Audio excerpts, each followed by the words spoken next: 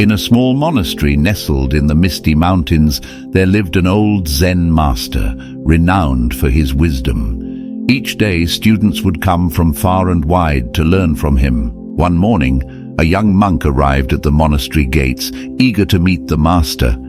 As he approached the meditation hall, he saw the master sitting in stillness, his eyes closed.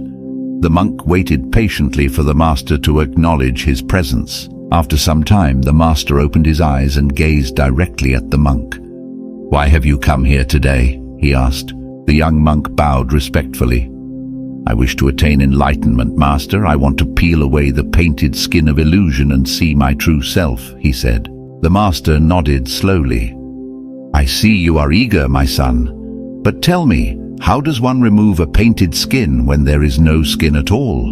What is this true self you wish to find?" The monk pondered the master's questions, unsure how to respond. The desire to find answers burned strongly within him. Seeing the monk deep in contemplation, the master continued. "Sit with me," he said, motioning to the cushion across from him. The monk sat down and waited attentively for the master's next words. "You speak of peeling away illusion to reveal the true self," said the master. "But look inward, what do you see? Can you point to this self?" The monk was still for several minutes, gazing inward. Then he spoke hesitantly. "When I look within, I find no permanent fixed self. There are only flickering sensations, thoughts and feelings." "Yes," said the master appreciatively, "you see correctly. The self has no solid existence. It is merely an ever-changing bundle of perceptions, but many nonetheless cling firmly to the notion of I. Tell me, what happens if you try to grasp hold of a cloud?" "It will dissipate and slip through my fingers," replied the monk. The master nodded. "Just so.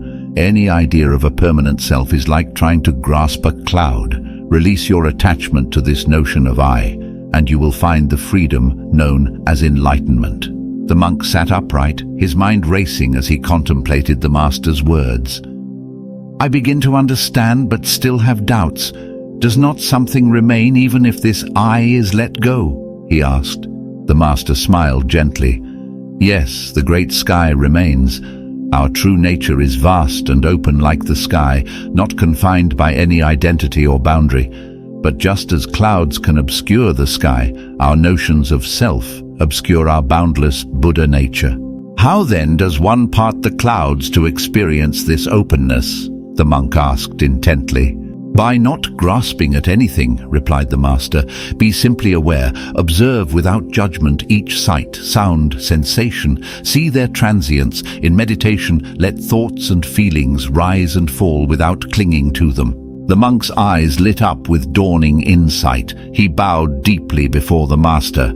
"My vision is cleared. I am deeply grateful for your wisdom." The master waved a hand dismissively. "Do not thank me. I have given you no truth you did not already possess.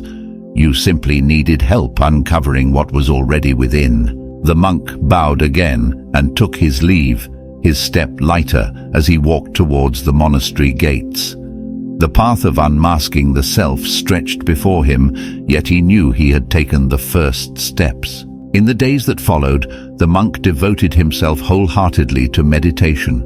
Seated in stillness, he watched as thoughts and feelings flickered past like clouds across the sky. When pain arose in his legs, he observed it mindfully until it dissolved. When emotions surged, he allowed them to run their course without judgment. Bit by bit, his sense of a separate self began to unravel. Increasingly, he experienced moments of expansive awareness, devoid of any fixation on I or mine. The master's words echoed in his mind, "Be simply aware." One morning as he woke, the monk was startled to find nothing solid within to call himself. Fear arose momentarily, followed by a profound peace and freedom unlike any he had known before. Laughter welled up as he understood. The painted skin had been shed, the clouds had parted. When the master saw the monk again, he immediately recognized the transformation. "You have peeled the paint and found the sky within. But remember, even the sky is just a concept. Pay it no mind and go deeper," he said. The monk bowed in gratitude.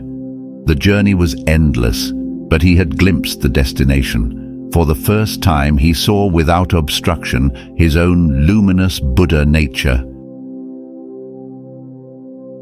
This is Narrative Dreamscape. Thanks for watching.